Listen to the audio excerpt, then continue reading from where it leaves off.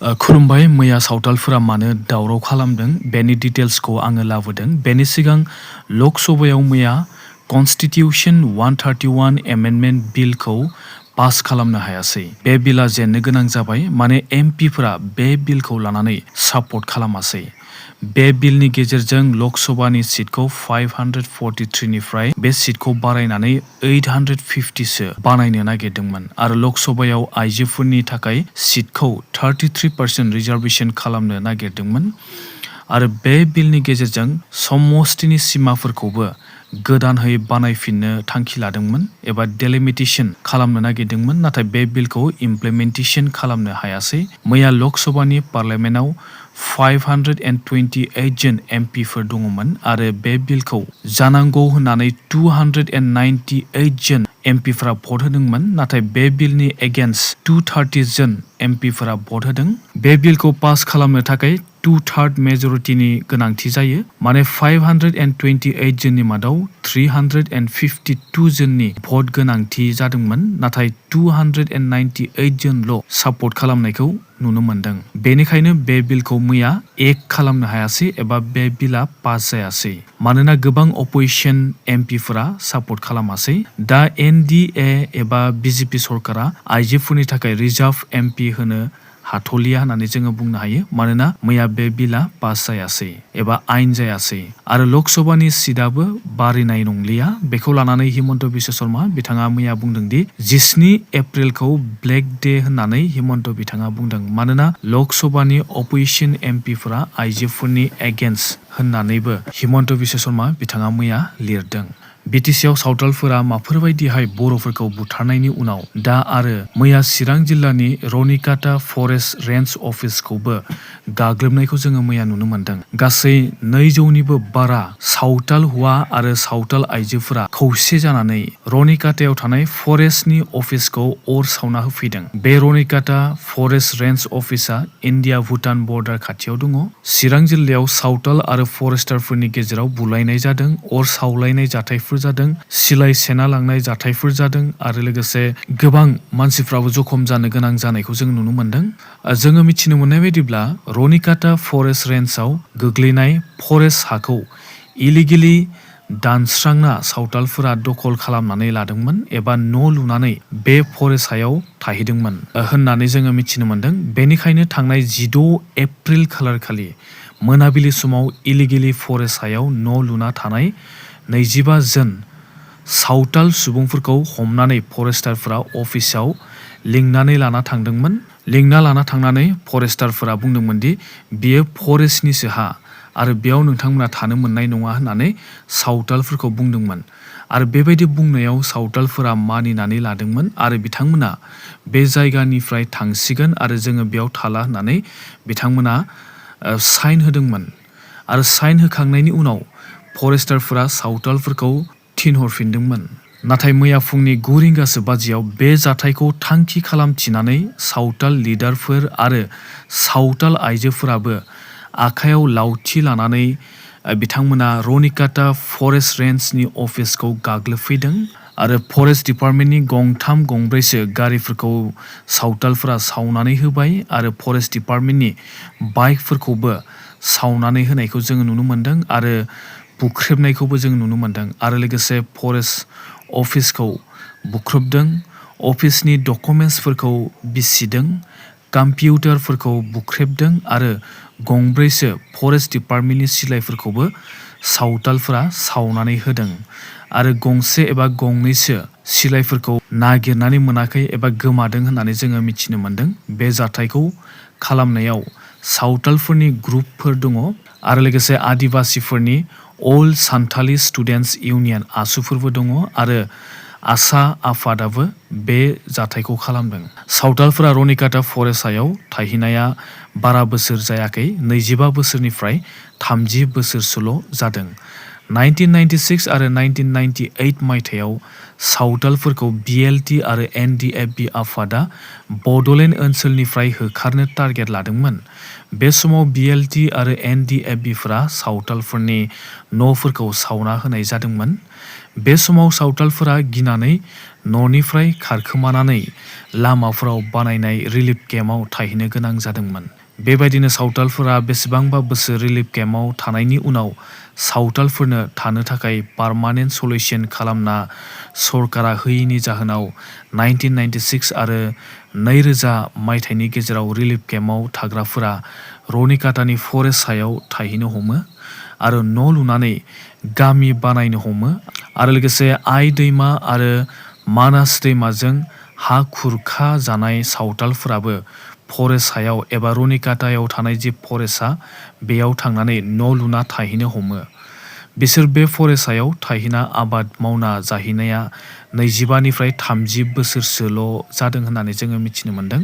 बिथांमोना फरेस्ट सायाव थाहैदोंब्लाबो सरकारा बिथांमोननो हानि पाट्टा होआखै आरो सरकारा बिसोरखौ इलिगेलि हा दखल खालामना लाग्रा होननानैसो बुंखादोंमोन आरो सावतालफोरनि आफादा फरेस्ट सायाव थाग्रा सावतालफोरनो फरेस्ट राइट एक्ट 2006 नि आयेननि गेजेरजों हा होनो नांगौ आरो रिहाबिलिटेसन होनो नांगौ होननानै दाबि खालामबोदोंमोन। नाथाय फरेस्टारफोरा बिसोरखौ 16 एप्रिल खालारखालि हाखौ खालि खालामनो नांगौ होननानै अर्डार होनायाव सरकारि अफिस बादिखौनो सावतालफोरा एटेक खालामदों। बिथांमोना बहानिफ्राय बेबायदि साहसखौ मोनखो बेखौ मिथिनाय जायाखै। बिथांमोना डाइरेक्टलि सरकारखौनो एटेक खालामनो हमनायखौ जोङो मैया नुनो मोन्दों। बिटिआर ओनसोलाव गासै 6,60,000सो सावतालफोर दङ। जोंनि बिटिआरआव 35 लाखनिफ्राय 38 लाखसो सुबुंफोर दङ। बेनि मादावनो बर'फोरा 11,50,000सो दङ। जेनेरेल आरो अबिसिखौ नायोब्ला जेनेरेल आरो अबिसि हिसाबै 9,70,000सो अबिसि आरो जेनेरेल सुबुंफोर दङ जोंनि बिटिसिआव। बेंगलि मुस्लिम आरो बेंगलि हिन्दुफोरा गासै 7,80,000सो दङ। आदिबासि एबा सान्थालिफोरा गासै 6,60,000सो सुबुंफोर दङ। नेपालिफोरखौ नायोब्ला नेपालिफोरा 1,30,000सो दङ आरो कच राजबंसिफोरखौ नायोब्ला जोंनि बिटिसिआव कच राजबंसि हिसाबै 1 लाखसो सुबुंफोर दङ। बिटिसिआव सावतालफोर गैयामोन। बिसोरखौ 1920 मायथाइनि सिगांसो ब्रिटिशफोरा साहा बागानाव लेबार खामानि मावनो थाखाय बिथांमोनखौ लाबोनाय जादोंमोन। सावतालफोरखौ झारखन्ड स्टेटनिफ्राय लाबोनाय जादोंमोन, ओडिशानिफ्राय लाबोनाय जादोंमोन, छत्तीसगढ़निफ्राय लाबोनाय जादोंमोन, वेस्ट बेंगलनिफ्राय लाबोनाय जादोंमोन आरो मध्य प्रदेशनिफ्रायबो लाबोनाय जादोंमोन। आसामाव बिथांमोनखौ लाबोनाय जादोंमोन। सावतालफोरखौ टि ट्राइब्स होननानै बुंनाय जायो एबा सावतालफोरखौ एक्स टि गार्डेन ट्राइब बुंनाय जायो। बिसोर अबिसिआव गोग्लैयो। सावतालफोरा झारखन्ड बायदि स्टेटआव एसटि मोनखानायसो। दा बिसोरो आसामावबो एसटि नागिरदों। फरेस्ट डिपार्टमेन्टनि DFO कन्जन बसुमतारी बिथाङा बुंनाय बायदिब्ला सावतालफोरा सिं माबा मोनसे टारगेट लानानैसो मैया बे जाथायखौ खालामदों होननानै DFOआ बुंदों आरो जायफोरा बे जाथायखौ खालामदों बिसोरखौ हमनाय जागोन होननानैबो DFO अफिसार बिथाङा बुंदों आरो लोगोसे बिटिसिनि सिकिउरिटि एन्ड ल एन्ड अर्डारखौ कन्ट्रल खालामग्रा IGP बिबेक राज सिं बिथाङा बुंदों दि बे जाथायखौ जायफोरा खालामदों बिसोरखौ नागिर हमनाय जागोन होननानैबो बिथाङा बुंदों। गासै 7 सावतालफोरखौ दासिम हमनो हाबाय होननानै जोङो मिथिनो मोन्दों। आदिबासिफोरा बुंदों दि फरेस्टआव थानाया जुदि इलिगेलब्ला मानो सावतालफोरखौल' सरकारा टारगेट खालामदों होननानै बिथांमोना सोंथि खालामदों। बेफोरबायदि फरेस्टआव गोबां बर'फोराबो न' लुनानै दङ होननानै सावतालफोरा बुंदों। बिसोरखौ मानो होखाराखै, मानो आदिबासि सावतालफोरखौल' होखारदों होननानै सावतालफोरा बर'फोरखौबो मेगन सानायखौ नुनो मोन्दों। माने सावतालफोरा बर'फोरखौबो होखारनो नांगौ होननानै मैया बुंनायखौ जों नुनो मोन्दों। सावतालफोरा बर'फोरखौ इनडाइरेक्टलि टारगेट खालामनो थाखायसो बे जाथायखौ खालामदों होननानै गोबाङानो बुंदों। आरो जुदि जोङो नायोब्ला रनिकाटानि जे फरेस्ट डिपार्टमेन्टनि जे अफिस बेयाव DFOआनो माने फरेस्ट डिपार्टमेन्टनि अफिसारानो बर'। बे हिसाबै आरो बे अफिसाव गोबां बर'फोर दङमोन। बेनिखायनो बर'फोरखौ टारगेट खालामनानैसो बिथांमोना फरेस्टनि अफिसखौ सावदों एबा एटेक खालामदों होननानै गोबां बर'फोरा बुंदों। सावतालफोरनि गाग्लोबनायाव 20 जनसो पुलिस अफिसारफोरा जखम जानो गोनां जादों आरो लोगोसे चिरांनि senior superintendent of police SP Dhruba Bora बिथाङाबो जखम जानो गोनां जादों। सावथालफोरनि गाग्लोबनायाव एसपिआबो जखम जानो गोनां जादों। बे जाथायखौ लानानै चिरां जिल्ला आरो लोगोसे क'क्राझार जिल्लायाव दिनै इन्टारनेट बन्द थानो हागौ। मानोना बे जाथायखौ लानानै भिडिअफोरखौ जानला मोनला हगारना भाइरेल खालामनो हागौ आरो कारफिउबो होनाय जादों होननानै जोङो मिथिनो मोन्दों। कारफिउ होनाय हिसाबै मानसिफ्रा 4 एबा 7 जमाहै थानो मोननाय नङा। बेफोरबायदि जाथाय जायोब्ला बेखौ बिटिसिनि चिफआ अर्डार एबा कन्ट्रल खालामनो हाया। बे पावारा बिटिसिनि चिफनि आखायाव गैया। बिटिसिआव बुथारलायनाय जाथाय जायोब्ला, गावलायनाय जाथाय जायोब्ला, आन्दलन जायोब्ला आरो सिकिउरिटि थ्रेट फैयोब्ला बेखौ आसाम सरकार आरो आइजिआसो कन्ट्रल खालामनो हानाय गोहो दङ। बिटिसिनि चिफआ बेफोरबायदि जाथायखौ कन्ट्रल खालामनो हानाय एबा अर्डार होनो हानाय पावार गैया। इन्सपेक्टर जेनेरेल अफ पुलिस आइजिपिआ बिटिसिनि मोनबा जिल्लानि एसपिफोरखौ कन्ट्रल खालामनो अर्डार होयो। बिटिसिनि चिफआ क्राइम ल' एन्ड अर्डारखौ अर्डार होनो हानाय गोहो गैया। मानोना बिटिसिखौ 40टा डिपार्टमेन्टखौ डेभलपमेन्ट खालामनोल' पावारखौ होनाय जादों। जेरै स्कुलनि डेभलपमेन्ट खालामनो थाखाय बिटिसिनो पावार होनाय जादों। हस्पिटाल, लामा, ब्रिजफोरखौ डेभलपमेन्ट खालामनो थाखायसो बिटिसिनो गोहो एबा पावारखौ होनाय जादों। नाथाय बिटिसिआव बुलायनाय, बुथारलायनाय, आन्दलन खालामनाय बेफोरखौ कन्ट्रल खालामनो थाखाय बिटिसिनि चिफनो पावारखौ होनाय जायाखै।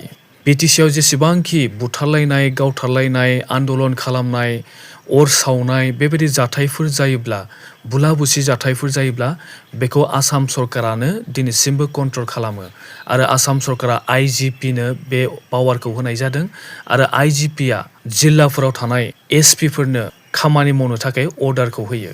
बिटिसिनि चिफआ बेफोर गोहोफोरा गैया एबा पावारफोरा गैया। बिटिसिनि चिफआ एबा बिटिसि सरकारा जास्ट 40टा डिपार्टमेन्टखौ माफोरबायदियै डेभलपमेन्ट खालामनो नांगौ बेखौसो हगारना होनाय जादों आसाम सरकारा।